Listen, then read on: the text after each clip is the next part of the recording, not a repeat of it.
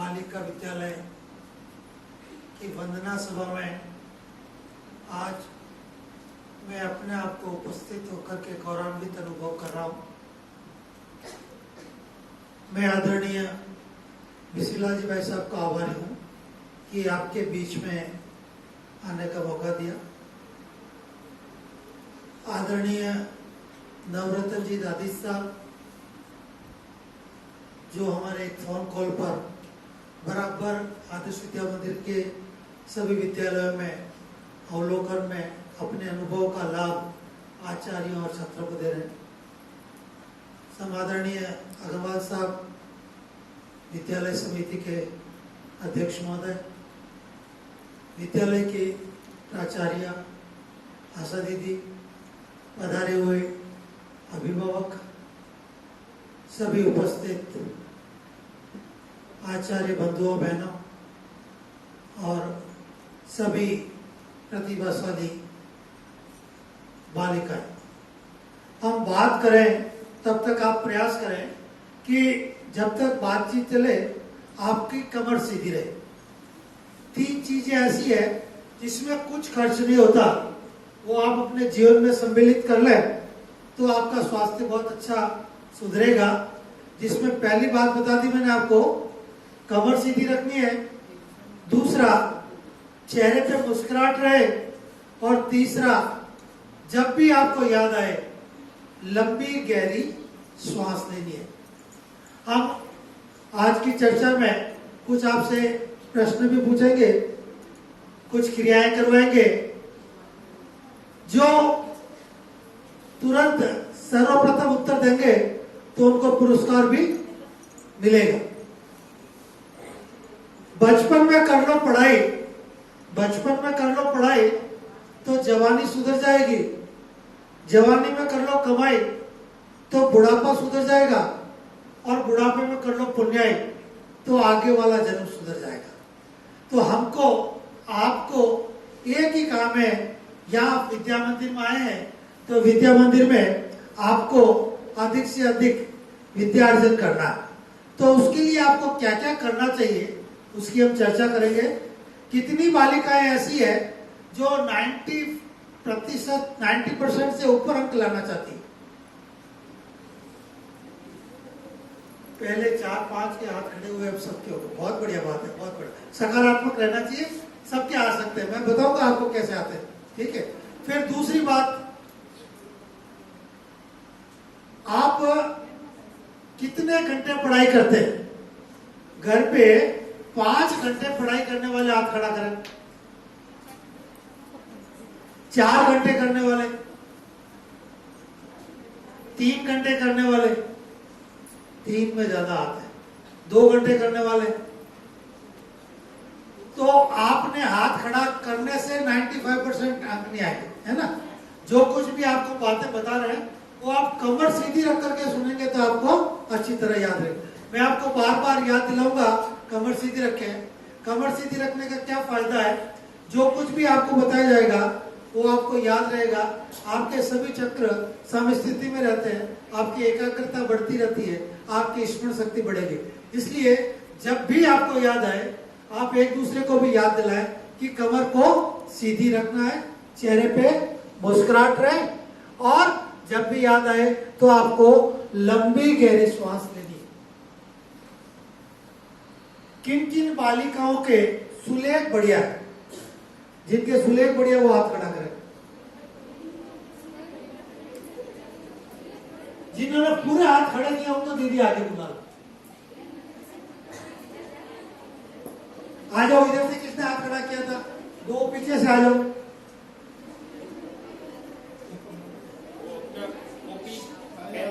Copy pen साथ लेकर के आए। जो हाथ जिन्होंने हाथ खड़ा किया है वो कॉपी पेन लेकर के आए।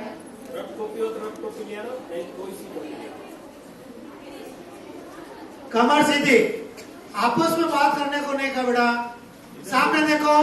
इधर थी ना 2-3 बहन जल्दी खड़ी है, कॉपी देखो।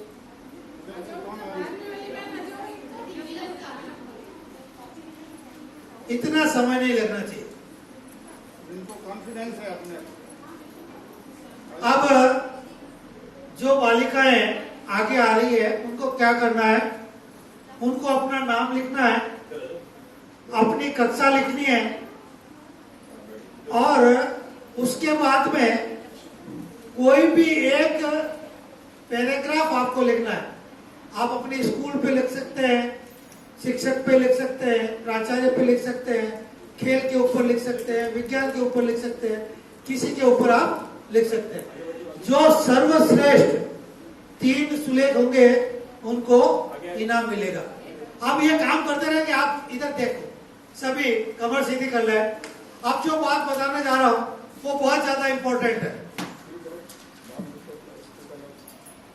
जो कुछ भी आपको विद्यालय में पढ़ाया जाता है, कमर सीधी नजर सामने, कमर सीधी नजर सामने, जो कुछ भी आपको विद्यालय में पढ़ाया जाता है उसको घर से पढ़ करके आए, स्कूल में विद्यालय में आप पढ़ लें और घर जाकर के वापस पढ़ लें।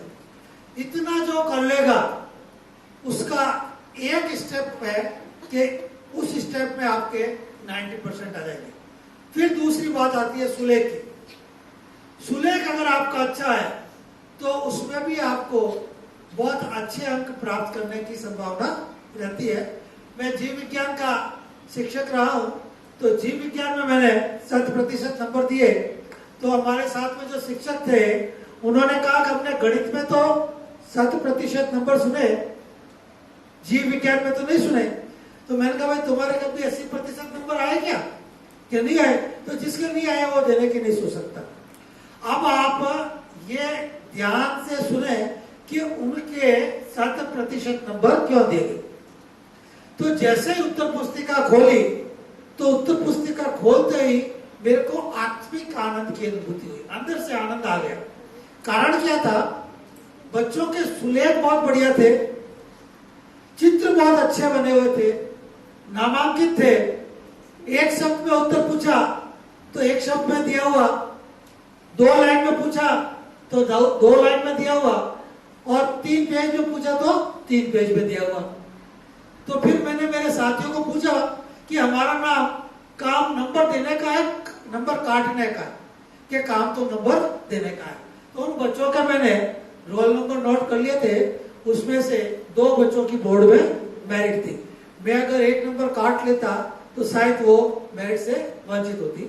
आदर्श विद्या मंदिर की एक बालिका के हिंदी में 100 में से 99 अंक आए। उसका कारण यह था कि उसके सुलेख बहुत बढ़िया, व्याकरण की कोई त्रुटि नहीं, और सुलेख तो ऐसा कोई कि जैसे कोई प्रिंट किया हो। तो उस बालिका के हैं तो आपके भी हो सकते हैं। फिर आपके यहाँ पर शास्त्री नगर में जो प्राचार्य है धनपूर्णा जी, उनकी बालिका के विज्ञान में 100 में से 100 नंबर है। तो कैसे आते हैं, यही बात आपको बताने का मैं प्रयास कर रहा हूँ। इसको आप अपनी जिंदगी में उतार लेंगे तो निश्चित रूप से आपके भी 95 नहीं 100 नंबर आ सकते हैं। हमारा जो मस्तिष्क है उसका हम कितना प्रतिशत काम लेते हैं? हमारा जो मस्तिष्क है उसका हम कितना प्रतिशत उपयोग कर रहे हैं? जोर से बोलो, हाथ खड़ा कर लो। यस, 2 से 3%। 2 से 3%। और कोई बता रहा? आप बता रहे थे 2%।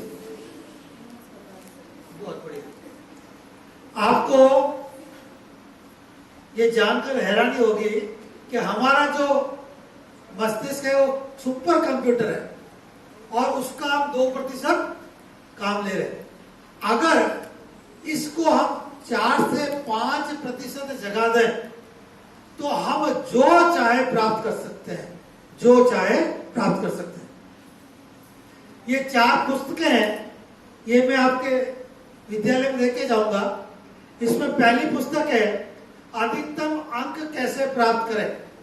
इस पुस्तक में वो सभी बातें दी गई है कि कैसे हमारे पुराने ऋषि मुनि काल में सारे जो बच्चे पढ़ते थे वो सारा कंठस्थ कैसे कर लेते, और आज के समय में हम क्या करें कि हमारा मस्तिष्क और जागृत हो जाए, उसके लिए किताब पढ़िएगा। फिर दूसरी पुस्तक है आओ गढ़े संस्कारवान पीढ़ी, तो आज भी आपने सभी ने अभिमन्यु का उदाहरण सुना है कि अभिमन्यु के जब माँ के गर्भ में था तो उसने चक्रव्यूह का भेदन सीख लिया था। तो हम पौराणिक बात नहीं करें, आज वर्तमान की बात कर लें। अमिताभ बच्चन को आप सभी जानते हैं, जब वो अपने माता के गर्भ में थे, तेजी बच्चन उनका नाम था, तो उनके गर्भ के समय उनको कोई एक नाटक प्ले करना था जिसमें विदेशी मेहमान आए हुए थे। तो उन्होंने पूरा डूब करके उस नाटक का मंचन किया और वो सारे के सारे जो कलाकार के गुण हैं वो अमिताभ बच्चन में आए। उस उम्र के सभी जो अन्य कलाकार हैं वो रिटायर हो गए और वो आज भी काम कर रहे हैं। तो हम जो भी चाहें, बहुत सारे प्रयोग हो रहे हैं, वो फिर कभी चर्चा करेंगे। फिर तीसरी पुस्तक है जन्म दिवस कैसे मनाएं। हम सभी सनातन संस्कृति को मानने वाले हैं और आप ज्यादातर जो बच्चे हैं वो केक काटते हैं, मोमबत्ती को बुझाते हैं। हमारा काम क्या है? दीपक जलाना। हमारा काम दीपक बुझाने का नहीं है। तो दीपक को किस प्रकार से जलाना है, क्या उसमें हमको करना चाहिए, इसके लिए गायत्री शक्तिपीठ में सभी संस्कारों का निःशुल्क संपादन होता है। आप अपना जन्म दिवस वहां जाकर के मना सकते हैं। वहां पर जब मेरी पोती मेरी बहुरानी के जब गर्भ में थी तो हमने पुष्प संस्कार करवाया था।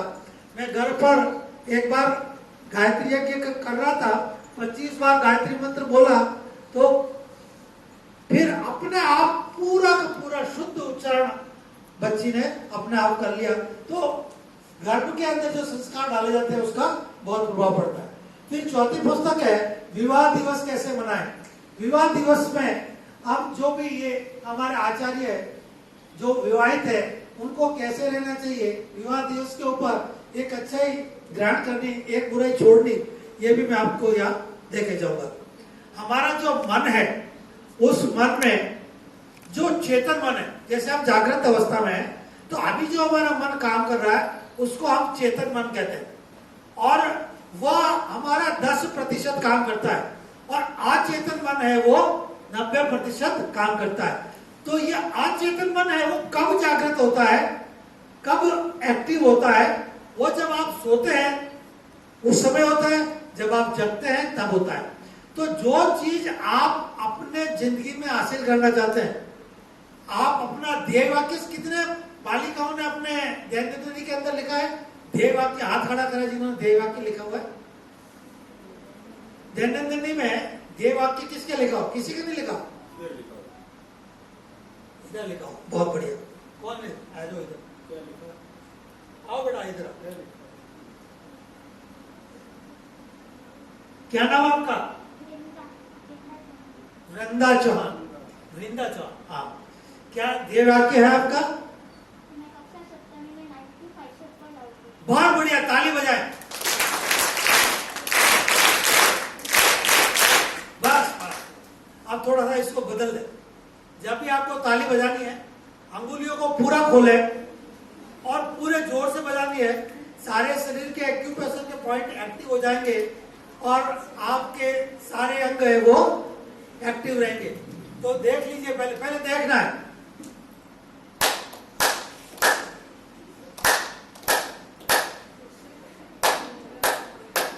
नौ से 10वीं बार नहीं बजनी चाहिए।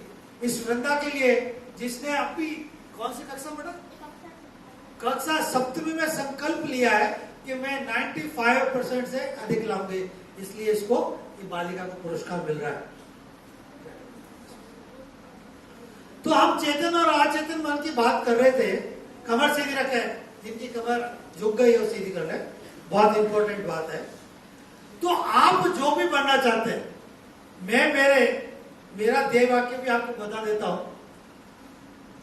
सेवानिवृत्ति के बाद में मैं अल्टरनेट थेरेपीज के ऊपर काम कर रहा हूं। तो मुद्रा चिकित्सा, चुंबक चिकित्सा, सूर्यकिरण चिकित्सा, योग, प्राकृतिक चिकित्सा के ऊपर कार्य कर रहा हूं और मैं अपने आप को बहुत स्वस्थ महसूस करता हूं। आज भी मेरा ब्लड प्रेशर है वो 120-80 के आसपास रहता है और मैं खाना खा करके गुड़ खाता हूँ, शक्कर नहीं खाता हूँ और मेरी शुगर भी 80-90 के आसपास रहती है। मैं साइकिलिंग भी करता हूँ, मेरे घर से सूर्य दर्शन के लिए 160 सीढ़ी चढ़ करके भी जाता हूँ। तो मेरा स्वास्थ्य ठीक रह सकता है तो आपका भी रह सकता है। तो आपको भी आपके यहाँ पर 21 जून को क्या मनाया जाता है? सबको मालूम है। कितने लोगों ने किया योग प्रोटोकॉल में जो व्यायाम थे वो कितने 21 जून को किसने किया? सबने किया, बहुत बढ़िया बात है। अब 22 जून को किसने किया वो बताओ। आइए आगे आइए। क्या नाम है आपका? अक्षिता। आ जाइए। कौन सी कक्षा में आप? 10th में। 22 के बाद निरंतर कर रहे हैं? रोज रोज करते हैं। ताली बजाएं इनके लिए। 9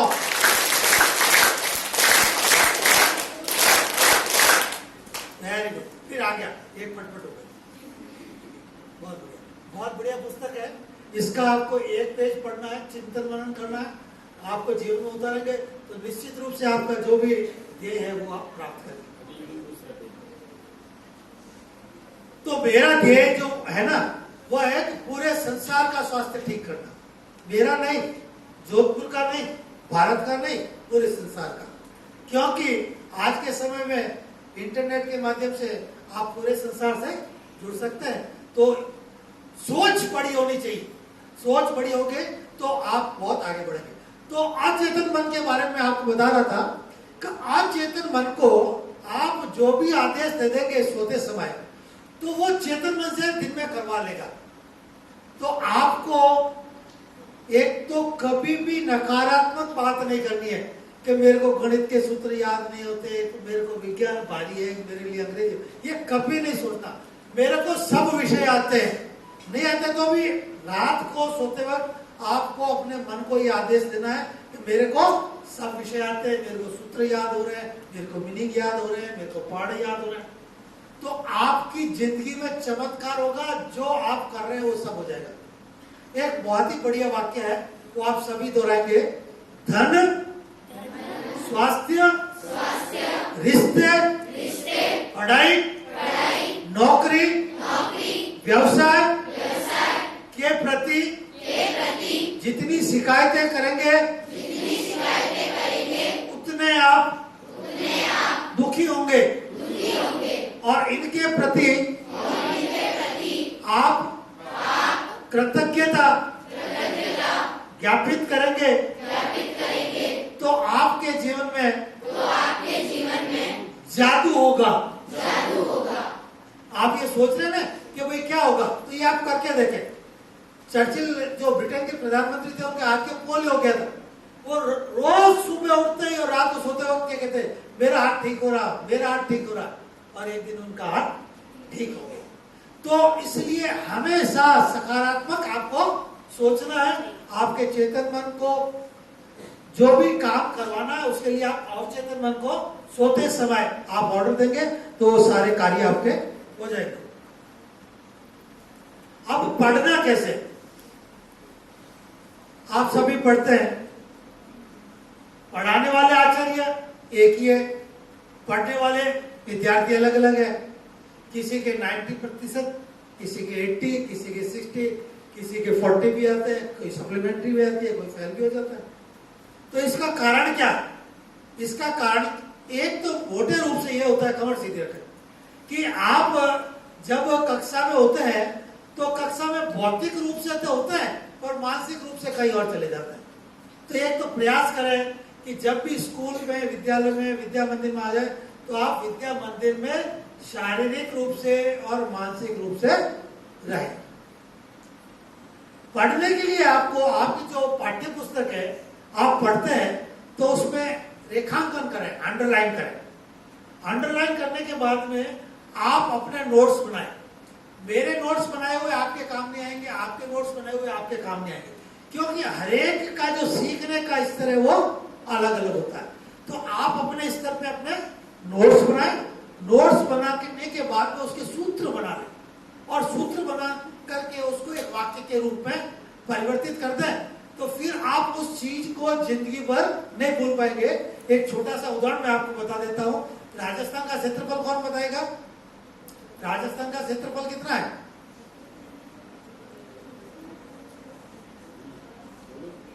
यस,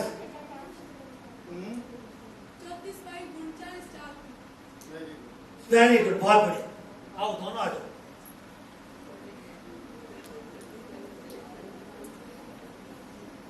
क्या नाम है आपका? कौन सी कक्षा में है?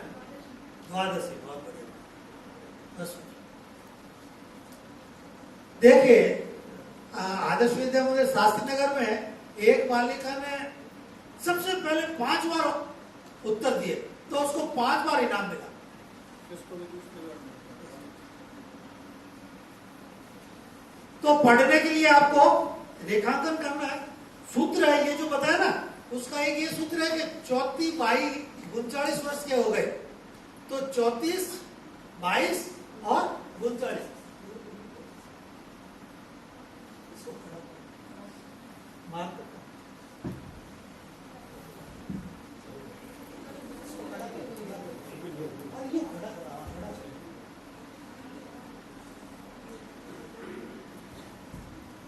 तो 34 22 39 वर्ष के हो गए। अब आप किसी को भी राजस्थान का क्षेत्रफल नहीं भूलेंगे।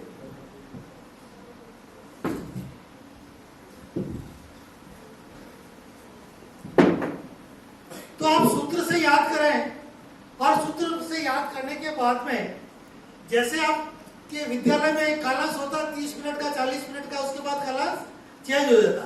तो आप घर पे भी जब पढ़े तो पढ़ते समय आपको 30 मिनट तक एक विषय पे पढ़ना है, फिर उसके बाद में आपको चेंज करना है। तो उसमें क्या करना है, जब आप विषय बदलते हैं, इधर ध्यान रखो, अभी बोर्ड पे भी बात कराएंगे, जो मैं बात बता रहा हूं वो बहुत इंपॉर्टेंट है। जब आप एक विषय पढ़ रहे हैं और विषय जब परिवर्तित करते हैं तो उसके बीच में थोड़ा गैप दें। तो उस गैप देने से क्या होगा, दूसरे विषय को पढ़ने के लिए आपका मस्तिष्क तैयार हो जाएगा। तो उस गैप में आपको क्या करना है, आप लंबी गहरी श्वास ले सकते हैं, आप प्राणायाम कर सकते हैं, आप टहल सकते हैं, आपको गीत सुन सकते हैं, आप चुटकुला सुन सकते हैं। तो ये सभी बातें आप करेंगे तो निश्चित रूप से आप जो पढ़ रहे हैं वो अधिक समय तक आपको याद रखेगा। कमर सीधी कर ले, काफी बच्चों को कमर वापस टेढ़ी हो गई, कमर सीधी कर।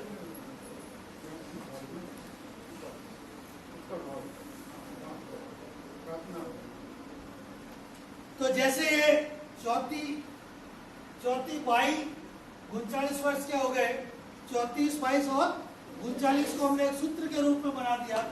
इसी तरह से आप जब पढ़ते हैं तो पढ़ते समय इस प्रकार के सूत्र बना सकते हैं। अब जो पिछले 6 दिनों में हमने जो विद्यालय में देखा है उसमें कुछ बालक जो लिख रहे हैं वो ह ऐसे लिख रहे हैं, ट ठ ड ढ में कुछ अंतर ही नहीं है। एक बालक ने तो जो इस प्रकार से ह लिख दिया, एक बालक ने जो द है वो इस प्रकार से लिख दिया, उल्टा, है ना। तो इस प्रकार की गलती आप नहीं करें। ये जो है ना, इसमें आपको ह लिखना है तो ह को इस प्रकार लिखे, ट को इस प्रकार लिखे, ठ ड ड। तो कौन सा अच्छा है, ऊपर वाला है नीचे वाला है? नीचे वाला। तो आप अपना तुलना करें कि आप जो कुछ भी लिख रहे हैं, जो आपकी पाठ्य पुस्तक में जैसे अक्षर है वैसे है नहीं है, नहीं है तो उसको सुधार लेना। अब कुछ ऐसे शब्द है जिसमें हमेशा अनुस्वार लगता है, बिंदी लगती है, वो कौन कौन से स्वर है, कौन कौन से अक्षर है जिनमें? यस, एक बताना, आ जाओ।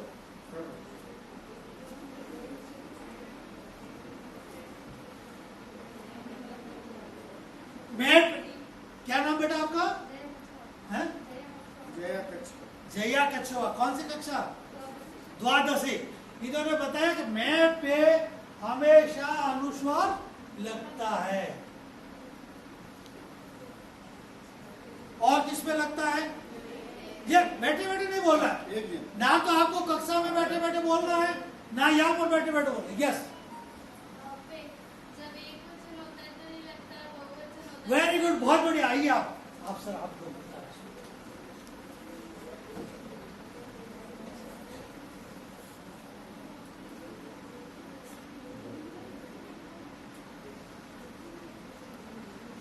जहां पर भी बहुवचन है वहां पर हमेशा अनुस्वार लगेगा। लड़कियां, लड़के, विद्यालयों, तो उसमें सब में अनुस्वार लगेगा। एक और जगह लगता है जो बहुत बालक बालिकाएं त्रुटि करते हैं, वो कौन से शब्द है जिसके ऊपर अनुस्वार लगता है? कौन बताएगा आप? यस,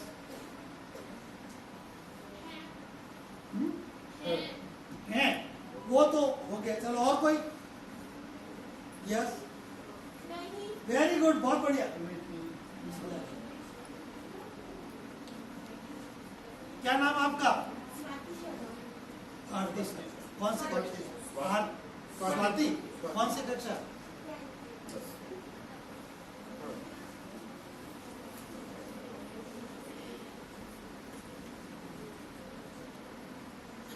हम आपके बीच में वापस 2 महीने के बाद में आएंगे, तो ये गलती तो किसी के भी नहीं होनी चाहिए। मैं, बहुवचन और नहीं, इन पे तो हमेशा अनुस्वार लगता है। तो मैं दोनों, हाँ, अंदर के लिए स्वयं, स्वयं के लिए स्वयं के लिए जो मैं है उसके ऊपर भी अनुस्वार लगता है।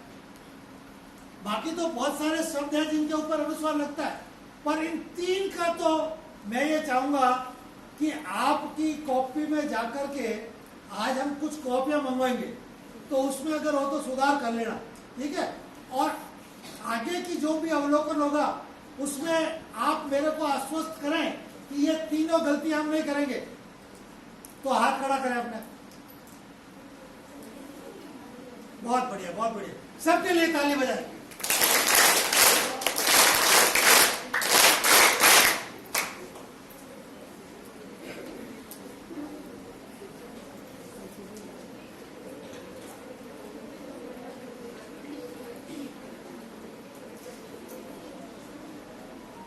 अब एक एक्सरसाइज और करेंगे, सभी करेंगे, कमर सीधी रखेंगे।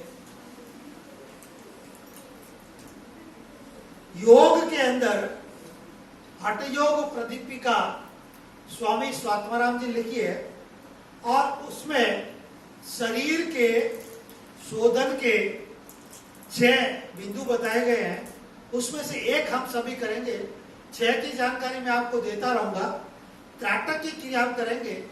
सभी अपना अंगूठा आगे कर ले, आंख के बराबर ले आए, और उसको हम देखेंगे कि कितने बालिकाएं अपना हाथ नीचे नहीं करती है, कितने बालिकाओं के आंखों से पानी आता है। ये सभी आप अगर करेंगे तो आपके जो नेत्र है उसकी शक्ति बढ़ेगी। हो सकता है आपका चश्मा उतर जाए, और भी बहुत सारी क्रिया है। तो सबसे पहले क्रिया जो आती है उसमें 6 क्रियाएं बताई गई है। धोती, बस्ती, नेति, त्राटक, नौली और कपालभाति। तो धोती की क्रिया बड़ी कठिन होती है, हर एक से नहीं होती। नेति की क्रिया जो सूत्र नेति और जल नेति है वो फ्लैक्स लगा हुआ है। जो स्मार्टफोन जिनके पास है वो YouTube पर चेतन साहब मेरा अकाउंट है, उसमें इसको दोनों को देख सकते हैं। तो धोती, बस्ती, बस्ती होती है एनिमा क्रिया। हमारे जो ऋषि मुनि थे वो पानी के अंदर खड़े होकर के अपने बड़ी आहार को साफ कर लेते थे, पर हम नहीं कर सकते। तो उसके लिए उसका एक विकल्प है एनिमा। उसमें हम पानी को बड़ी आंख में चढ़ाते हैं और पूरा बड़ी आंख साफ करते हैं। जब मैंने प्राकृतिक चिकित्सा का प्रशिक्षण लिया तो हमारे गुरुजी थे गणेशी लाल जी मुदड़ा, उन्होंने ये कहा कि आपको 5 दिन तक प्रतिदिन एनिमा लेना है। तो मैंने कहा मैं योग कर रहा हूँ, हमारा भोजन भी सात्विक है, तो फिर भी उन्होंने कहा तो मैंने लिया। तो आपको जान करके ये आश्चर्य होगा कि 5वें दिन मेरे पेट से भी काला काला बदबूदार मल निकला। इसका अर्थ यह हुआ कि हमारी बड़ी आंत साफ नहीं होती। तो धोती, बस्ती, नेति। नेति की क्रिया के लिए मैं आपको जानकारी देना चाहूंगा कि पहले आप जल नेति करें। जल नेति में परफेक्शन आने के बाद में फिर आप सूत्र नेति करें। मैं कोटा खुला विश्वविद्यालय का योग काउंसलर हूँ, और योग के प्रशिक्षण के दौरान एक दीदी ने बताया कि मेरे पिताजी के साइनस की प्रॉब्लम है, उनके 4 बार ऑपरेशन हुआ, 5वीं बार डॉक्टर ने स्वयं ने कह दिया कि अगर आपको इससे निजात पाना है तो आप जल नीति और सूत्र नीति का अभ्यास करें। उन्होंने जल नीति और सूत्र नीति का अभ्यास किया तो उसके बाद उनके जो साइनस की जो प्रॉब्लम थी वो ठीक हो गई। फिर इसके बाद में आता है धोती बस्ती नेति। त्राटक हम सभी कर रहे हैं, ये त्राटक की क्रिया आप घर पे कर सकते हैं। एक दीपक को जला लें और दीपक को जला करके आप अपने आंख से 3 फीट दूर रखें और जो आंख की ऊंचाई है उसके बराबर दीपक रखें। फिर उसके बाद में उस दीपक को लौ को देखते रहें तो कुछ समय बाद आपकी आंखों से पानी निकलने लगेगा और आपके सभी आंखों के रोग दूर हो जाएंगे अगर आप त्राटक की क्रिया का लगातार अभ्यास करते हैं। तो नेति बस्ती धोती त्राटक नौली और कपालभाति। तो कपालभाति की क्रिया में आप पेट को श्वास लेते हुए पेट को अंदर भरा जाता है, श्वास छोड़ते हुए बाहर करते हैं। तो इस प्रकार की ये जो क्रिया करते हैं उसको हम कपालभाति कहते हैं। तो ये शरीर के शोधन की क्रियाएं हैं जो हमारे प्रतिदिन हमको करनी चाहिए, उससे हमारा स्वास्थ्य ठीक रहेगा। मैं बोलता रहूंगा, टेस्ट होता रहेगा कितने बालिकाएं सीधे अभी तक हाथ सीधा है और इनके आंखों में से पानी आ रहा है। जो सबसे लंबे समय तक रुके रहेंगे उनको पुरस्कार मिलेगा। आपके जो दैनंदिनी है सभी के पास होगी, ध्येय वाक्य नहीं लिखा है वो लिख लें। और आचरण विवरण प्रगति, आपका दायां हाथ आप आंख से देख रहे हैं तो बायां हाथ खड़ा करके बता देना आचरण विवरण प्रगति कितनी बालिकाओं ने लिखी, कितनी बालिकाओं ने अपने दैनंदिनी में भरी हुई है। आचरण विवरण प्रगति कितनी बालिकाओं के भरी हुई है। चलो कोई बात नहीं, इधर से कोई हाथ खड़ा हो, कितनी बालिकाओं ने जो छात्र दैनंदिनी है उसके सारे पृष्ठों का अध्ययन किया है, सारे पृष्ठ पढ़े हैं, वो हाथ खड़ा करें।